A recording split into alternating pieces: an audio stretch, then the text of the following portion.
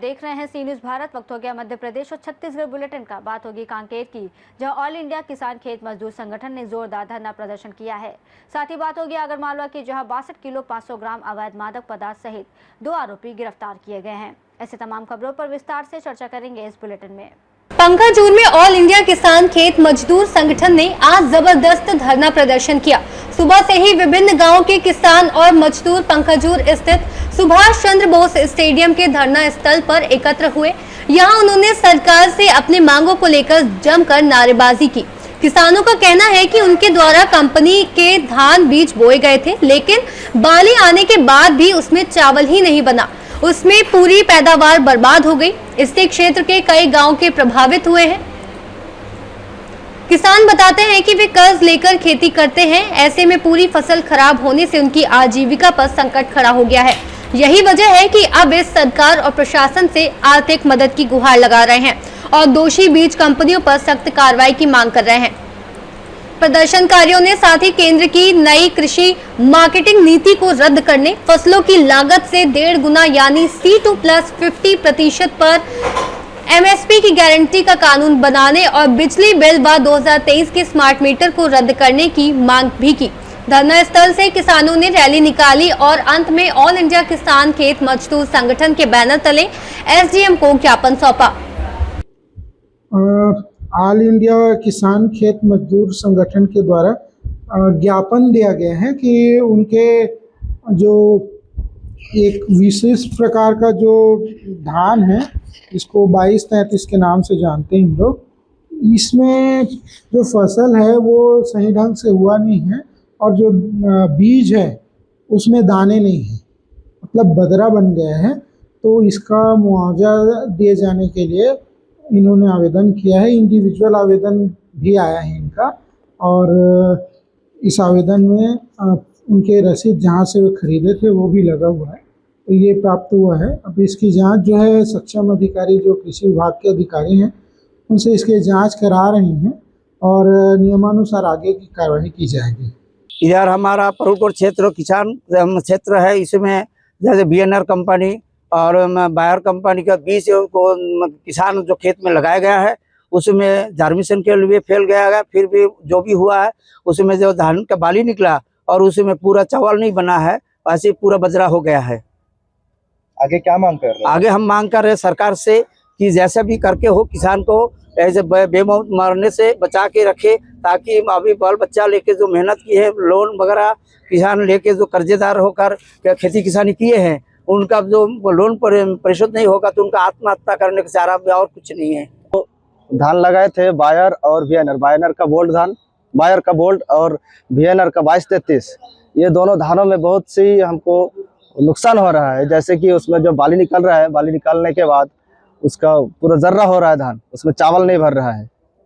इसलिए हम सरकार से एक गुहार लगा रहे हैं कि हमको उसका पूरा मुआवजा देना पड़ेगा और कंपनी के खिलाफ सख्त से सख्त कार्रवाई करनी पड़ेगी, ताकि दोबारा हमारे साथ ऐसा धोखाधड़ी ना हो।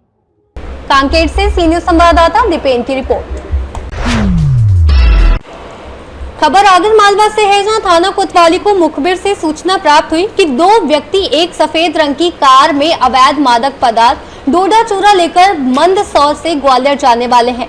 सूचना के आधार पर खेड़ापति हनुमान मंदिर के सामने कानड़ रोड आगर पर त्वरित नाकाबंदी की गई। नाकाबंदी के दौरान मुखबिर के द्वारा बताई गई कार को रोका गया, जिसमें चालक रिंकू व उसके पास खाली सीट पर बैठा राजेंद्र पाए गए। कार की तलाशी लेने पर पिछली सीट से 4 काली प्लास्टिक की बोरियों में 7,50,000 कीमत का अवैध मादक पदार्थ डोडा चूरा बरामद करने पर 62 किलो 500 ग्राम पाया गया। मौके पर ही दोनों आरोपियों को गिरफ्तार कर 8 लाख कीमत की कार व 20,000 कीमत का मोबाइल फोन जब्त किया गया। इस प्रकार कुल 15,70,000 की मशरूका जब्त की गई। आरोपियों से अवैध मादक पदार्थ डोडा चूरा के क्रय विक्रय व परिवहन के संबंध में पूछताछ की जा रही है। आगरमालवा से सी न्यूज़ संवाददाता अर्श अहमद कुरैशी की रिपोर्ट। जिला दक्षिण बस्तर दंतेवाड़ा में यातायात नियमों का उल्लंघन करने वाले एवं शराब पीकर वाहन चलाने वालों पर अंकुश लगाने के लिए पुलिस अधीक्षक गौरव राय के दिशा निर्देशन एवं अतिरिक्त पुलिस अधीक्षक उदित पुष्कर अतिरिक्त पुलिस अधीक्षक RK बर्मन के मार्गदर्शन में गीदम पुलिस लगातार यातायात नियमों का उल्लंघन करने वालों और शराब पीकर वाहन चलाने वालों के विरुद्ध कार्रवाई कर रही है। गीदम पुलिस द्वारा नवरात्रि के अवसर पर पद यात्रियों की सुरक्षा को ध्यान में रखते हुए सघन वाहन चेकिंग अभियान चलाया गया। इस दौरान कई वाहन चालकों की ब्रेथ एनालाइजर मशीन से जांच की गई। जांच के दौरान एक लोहे से भरी ट्रेलर के वाहन चालक बाबा कुमार तिवारी के नशे में वाहन चलाते हुए पाए जाने पर चालक के विरुद्ध मोटर व्हीकल एक्ट की धारा 185 के तहत प्रकरण दर्ज कर कार्रवाई की गई है। दंतेवाड़ा से सी न्यूज संवाददाता AR कर्मा की रिपोर्ट। इंदौर में लगातार ट्रकों से जुड़ी सड़क दुर्घटनाएं सामने आ रही हैं। इन हादसों में अधिकतर मामलों में ट्रक चालकों की लापरवाही और वाहनों में की गई अनाधिकृत मॉडिफिकेशन मुख्य कारण के रूप में सामने आ रही है। ताजा मामला तेजाजी नगर थाना क्षेत्र के बाईपास का है, जहां बीते दिन ट्रक ने एक बाइक सवार युवक को टक्कर मार दी। इस हादसे में युवक गंभीर रूप से घायल हो गया, जिसे इलाज के लिए इंडेक्स अस्पताल में भर्ती कराया गया है। घटना के बाद तेजाजी नगर पुलिस ने तत्परता से कार्रवाई करते हुए संबंधित ट्रक कंटेनर को जब्त कर लिया। पुलिस जांच में ये भी खुलासा हुआ कि ट्रक को अनाधिकृत रूप से मॉडिफाई किया गया था। पुलिस ने इस पूरे मामले की जांच शुरू कर दी है और वाहन स्वामी व चालक पर कानूनी कार्रवाई की जा रही है। इंदौर से सी न्यूज संवाददाता ML शाह की रिपोर्ट। शाहनगर के शिवनगर मोहल्ले में अज्ञात चोरों ने लाखों के जेवरात पर हाथ साफ कर दिया। पीड़ित विमलेश प्रताप सिंह निवासी शिवनगर ने आज मंगलवार सुबह करीब 9 बजे मीडिया के समक्ष बताया कि उनका परिवार घर में ही सो रहा था, तभी देर रात चोरों ने दूसरे कमरे का ताला तोड़कर चोरी की वारदात को अंजाम दिया। सुबह जब परिवारजनों की नींद खुली तो घर का सामान बिखरा पड़ा था। चोरी हुए माल में करीब 3 किलो चांदी और लगभग 3 तोला सोने के आभूषण सम्मिलित बताए जा रहे हैं, जिनकी अनुमानित कीमत 5-6 लाख रुपए बताई जा रही है। घटना सोमवार मंगलवार की दरमियानी रात की बताई जा रही है। पीड़ित ने शाहनगर थाना पुलिस को आवेदन देकर कार्रवाई की मांग की है। फिलहाल पुलिस ने मामला दर्ज कर जांच शुरू कर दी है। जी, आपके यहाँ जो है कुछ अज्ञात चोरों द्वारा जो है चोरी की घटना को अंजाम दिया गया था, तो उसके बारे में क्या कैसा घटनाक्रम है उसको बताएं थोड़ी। रात में सो रहे, हाँ 9-10 बजे तक तो पूजा में रहे। हाँ इसके बाद आए हैं तो घर पे फरार करें। हाँ फरार करे के बाद 11 बजे भाई आराम कर लेट गए हैं। नींद लग गई है। कोई 4:30 बजे के आसपास उठे हैं। ताला टूटो में। अच्छा।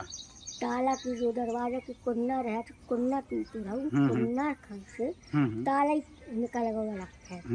अब जब घुसे तो देखा था तो फैल हो रहा है सामान। वो में जितना भी माता राम को हमारे घर को सामान रहा है, सोनू चांदी बस रहा है ज्यादा, वही बस खला गए, बाकी बेटा निकल के चले गए हो एक ही कमरा में ज्यादा देखने। अच्छा, तो इसको कमरा में आए हुए इतना ही नहीं दिखा। दरवाजा तो खुल रहा है, वो 4-5-6 लाख के ऊपर का समथिंग का सोना चांदी रहा। तो लगभग सोना कितना चला गया? सोना कितना लगभग चला गया और चांदी कैसा क्या है? सोना कितना चला गया और चांदी कितनी चली गई, कुछ जानकारी देंगे? उसमें 2 जोड़ी टोटल बता। शाहनगर से सी न्यूज संवाददाता रामशरण सिंह की रिपोर्ट। शहडोल जिले के देवलोन थाना अंतर्गत एक व्यक्ति का शव उसके ही घर में संदिग्ध अवस्था में मिलने से इलाके में सनसनी फैल गई है।